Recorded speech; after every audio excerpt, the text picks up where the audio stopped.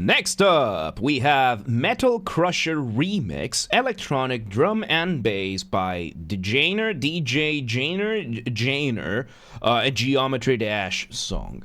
Once again, everybody, this is a Basterd's LFA, a layman-friendly analysis. I'm a professionally trained musician, a composer, and my objective here is to explain things in a way so that you don't have to be one to understand what is happening here, musically. So, if you like the sound of that, make sure you're following the channel, subscribe to the channel, whatever term you want to use, like the video, share the video, leave a comment, turn on notifications, become a member. Once again, everybody, don't forget to join the Discord server, the gaming channel, how to request songs if you're not on the live stream, members getting early access to the content. I have a spiel for this and a bunch of other things at the end of this video, so stick around for that. Disclaimers showing on your screen right now, so go ahead and pause the video to read them in full.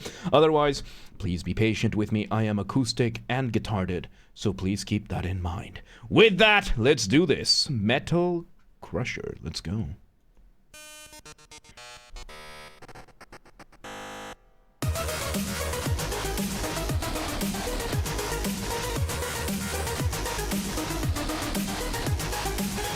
Okay, so we start with one very simple synth giving us an initial melody. This melody contains what I believe is going to be our initial motif. Motif being the smallest version of your musical idea, the essence from which everything else comes from.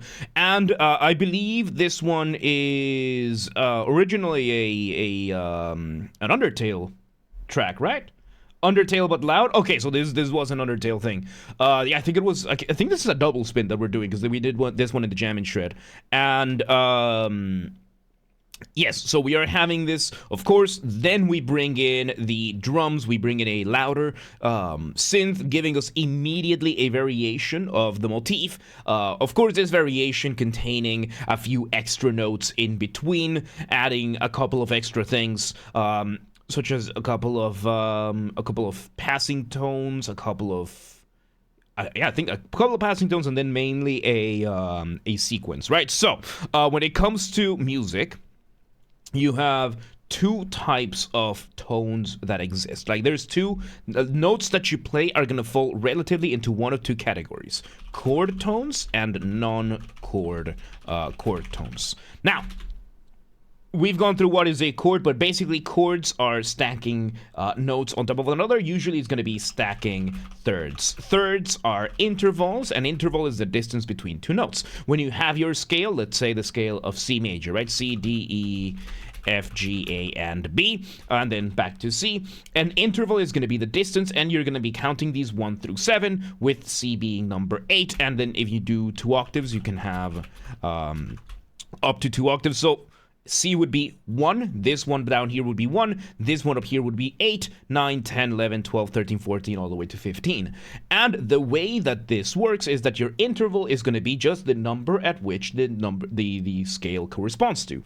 Of course, we do have the chromatic scale, which adds a little bit of extra complication, but in general, it would be whichever note version of this note you have is going to be relative to the other note is going to have a number. So C, in this case, in the case of C major, you would have C as your root. Then D would be your second, E would be your third, F your fourth, G your fifth. And as I said, stacking thirds, that means from C, that's the root, D second, E third. So you stack C and E, and you get your dyad. Then you stack a third on top of that. You start from E. You count from E. E is your first, F your second, G your third, which means you put an E on top of G, on top of C, and now you have a triad. And then after that, you get extended chords. So if you're playing a chord of C major, that's going to be C, E, and G, which means your chord tones in that instance would be C, E, and G,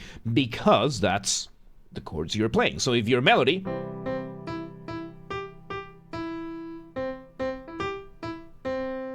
that's going to be the chords that you have, because those are the notes that are sharing with the chords. And every other note outside of these three in this instance would be your non-chord tones. So that would be D, F, A, and B. And those chords would then become your non-chord tones. So we have chord tones, and then we have non-chord tones. we have these non-chord tones. And the way these non-chord tones are usually used are going to be for some sort of development in your melody. So, the way that you can use chord tones, for example, it can be what is being used over here, what is called a passing tone. A passing tone would mean our melody starts on C. And we want to go to E. So we decide to put a passing tone between the two, which is going to be D, because C and E have D in between. So you get a passing tone. There are, of course, a bunch of different other types of non-chord tones. This is where counterpoint starts getting a little bit more complicated, and melody building and whatnot. But in general, right now, the idea is we're doing a lot of that, and neighboring tones. Neighboring tones. There's two categories for neighboring tones. There's single neighboring tones and single neighboring tones, and then there's double neighboring tones. Single neighboring tones that's subdivided into two more, upper and lower. And a neighboring tone means that you're gonna play the same note, chord tone, on the first and third note. So let's say we have E over here, right? And then the neighboring tone is going to be the note immediately next to them. So in the case of E, it would be F or D. So if we were to do an upper neighboring tone, that would mean that we're going to go from E to F back to E. If it were to be a lower neighboring tone, we would be going down to D. And then you have a neighboring tone. A double neighboring tone, you can have two types, upper, lower, or lower upper, which you just do instead of 3 notes, you do 4. And in this case, you just do both neighboring tones and you just change which order you do them from. So if we do upper. I can type, I promise. So let's say over here we have C and we're still doing E over here. Upper lower would mean the first and the last note are gonna be still E. And then we're going to play upper lower, that's going to be F and D, and then E. And then if we do lower upper, it's going to be the other way around. So yeah, that's going to be the two main things that are being used right now in the melody over here in this immediate development that we got quite a bit to unpack in just the first 12 seconds of this piece. But this is primarily what we are getting. Of course, after this, there's a bunch of other different types of neighboring tones, but this is the main thing. And then the other thing is sequencing. We have some sequencing for the entire melody. Sequencing being, of course, when you play the same musical idea just from a different starting point. Melodic usually. So let's say if we do the neighboring tone, then we repeat that idea from a different starting point. And you can just continue with that. That is basically what we're having over here. Let me hear a bit more. Let's see where it goes.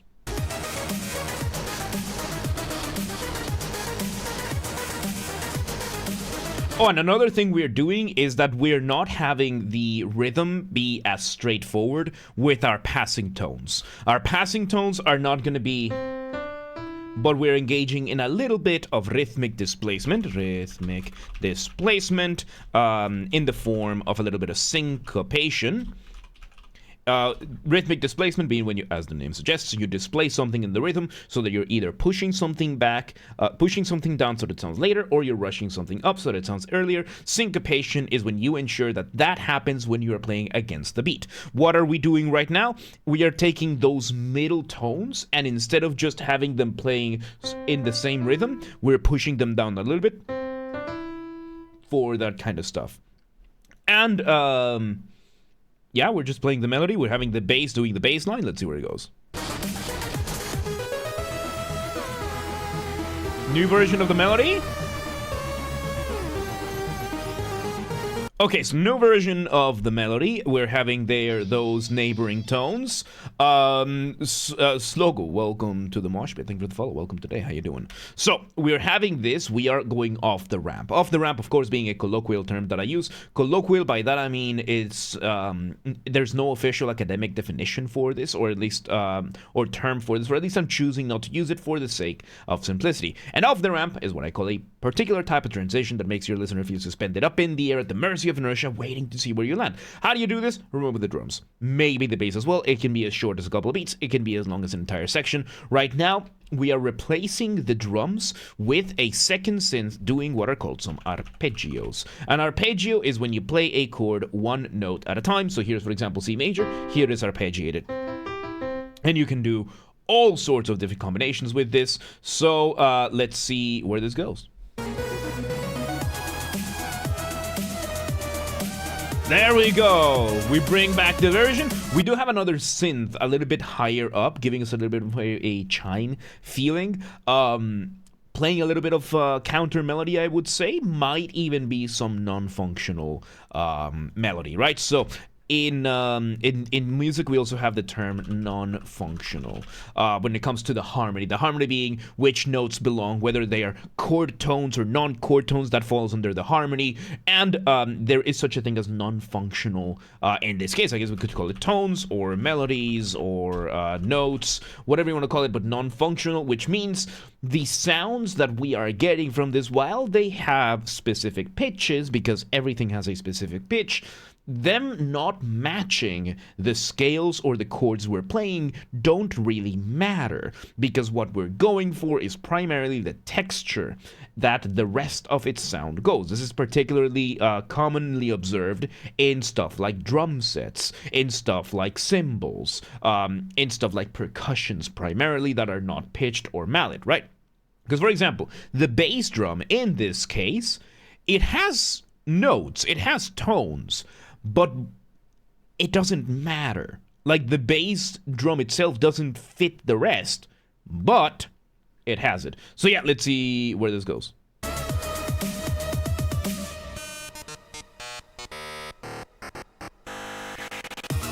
And we have, of course, variation of, I think this is the original motif once again, and I just realized that the motif itself is an arpeggio by itself. It's just the rhythm that it has that, and then we used, I think, that for a build-up. Let me see. Let me go back a bit more.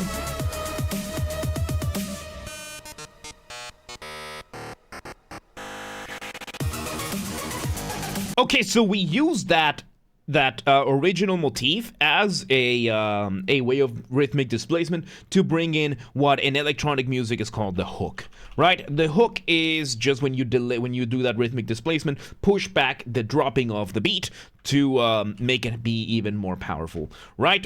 And I just noticed my song is an all-right reserved by Epic Mountain Song. The song is closed by unauthorized downloading or using it for any other purpose is not allowed. What we do is fair use, but if you want to change it, we can change it. Anyway, let's see where this goes.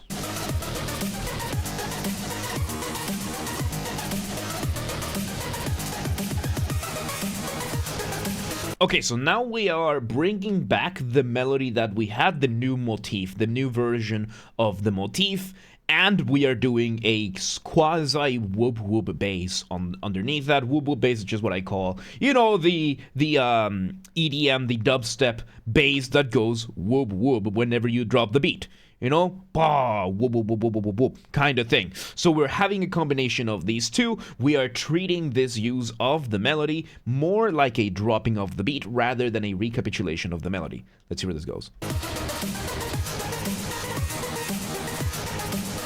Whoop whoop goes brr. No, whoop whoop doesn't go brr. Whoop whoop goes whoop whoop. That's the point of why I call it whoop whoop. Look, it's like very orky logic, right? Like orcs from Warhammer 40k. They name their things very straightforward. You know, they call this guy is very simplistic kind of naming.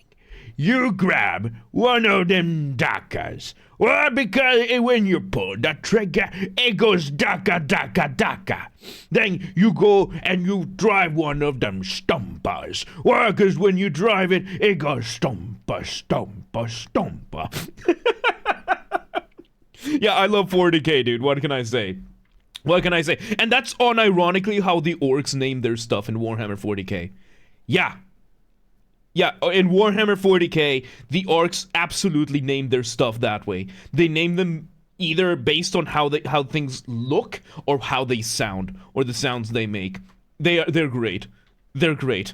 Anyway, you started Space Marine 2. I think I saw that. How you liking it? How you liking it? I loved Space Marine 2, man. It was great. So yeah, we're having this. Let's just see where this goes. Off the ramp again. Bringing this version again off the ramp. How long have I not shaved my beard? I don't remember. So it's basically... Oh.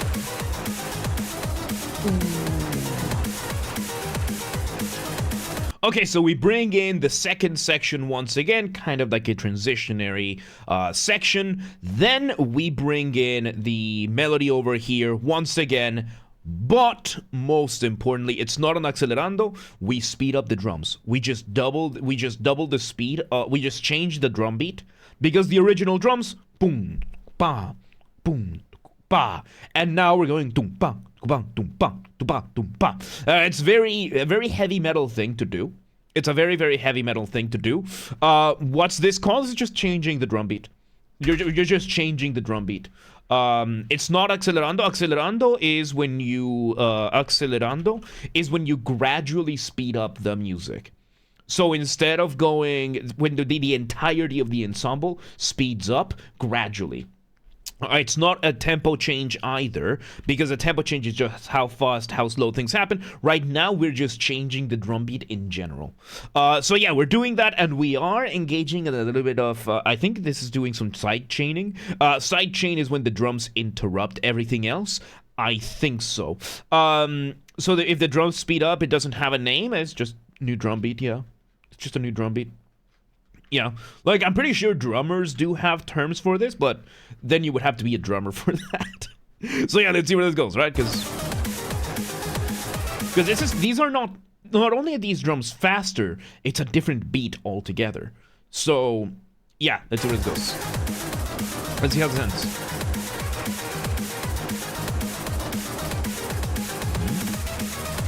One more run. How are you gonna end this? One more run, an extra run, okay.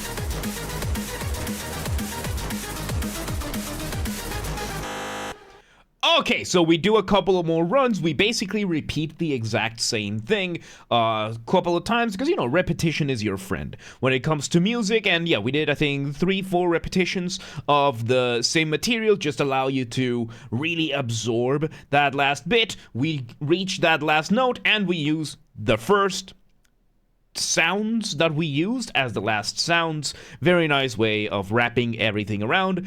And with that, there you have it. Metal Crusher remix, originally from Undertale, electronic drum and bass, remixed by Djjaner, a Geometry Dash, used in Geometry Dash is my understanding from here. Once again, everybody, this has been a Basterd's LFA, a layman-friendly analysis. I'm a professionally trained musician, composer, and my objective here has been to explain things in a way so that you don't have to be one to understand what's happened here musically. So, if you're watching this in the YouTube video archive thing, thank you for watching. Make sure you're following the channel, subscribe to the channel, whatever term you're gonna use. Like the video, share the video, leave a comment, turn on notifications, become a member. Once again, everybody, don't forget to join the Discord server. That's where everything gets announced first, whether it is the streams going live, videos going up on the channels, projects, updates, announcements, everything gets posted there first. Of course, we also have the community there where we chat, we hang out, we steal memes from other people's servers, claim them as our own, and where I host the Vintage Story game server. It used to be a Minecraft mod, now it's its own standalone game. I prefer it, which is why I built a computer just to host the server. Linked in the description, so make sure that you've joined the server today, the Discord server. Also, make sure that you share these videos with your friends, with your families, with your family's friends, with your friends' families. Those are two very distinct concepts, by the way. With your online and offline communities, go share these videos with everybody that you know. Also, use the hype function on YouTube. We have a group on the Discord that coordinates for that. Linked in the description. That's another reason to join the Discord, to help out the channel. Look at that. Artists, Djjaner, I don't even know how to pronounce this, and every time I'm gonna just pronounce it worse. So DJ Djjaner, or anybody else out there on YouTube or otherwise, this is an open invitation. If you want any of my musical skills for any of your projects, whether it is my guitars, Mongolian throat singing, the good old ooh, ooh, ooh kind of thing, regular singing, voice acting. If you want help figuring out something for your project, whatever it is, reach out, let me know. Let's work together. Let's make stuff. And if you're in the audience and you know somebody that could benefit from my skills, reach out, let them know. Please do not harass anyone. Please do not spam anyone. Be cool about things. Don't be a rat. Members get early access to the content. I schedule the videos for the week on Saturdays, and if you're a paid member on YouTube, regardless of your tier, you get access to the videos when I schedule them, at least for the LFAs. That's around just over a week in advance, up to 1 week in advance, so become a member today. If you want to listen to these without me interrupting every 3.5 seconds, I'll be linking in the description down below. If you want to request a song and you're not on the live stream, check the pinned comment on this video. It has the instructions on how to request. If you want to catch the streams when they happen live, we aim for Monday through Friday, 6 p.m. Central European Time. We stream live on Twitch, YouTube, and Kick so that you can tune in for whichever platform you prefer. Again, 6 p.m. Central Europe. If you're not in Europe, do not worry. We have the full up-to-date streaming schedule showing in your local time zone in both Discord and Twitch. Another reason to join the Discord. So, if you live in El Pino, and you're like, yeah, but what time is 6 p.m. in Hungary? I don't live there. Do not worry. Just go to Discord or Twitch, and it's going to show in your local time zone. And follow the gaming channel. I have a gaming channel because, of course, I have a gaming channel. I'm on YouTube. What else could I possibly have? Games are Basterd. That's where I put the gaming after show recordings when they happen. Recorded live during the main channel's after show, and then the recordings go here. Linked in the description, or just search on YouTube. Same username as James R. Basterd, just swap the J for a G, and you got it. And, yeah, there you have it. Metal Crusher Remix, Undertale, Geometry Dash, DJ Djjaner. Good stuff, man, good stuff. That was fun stuff, But, yeah, let's move on.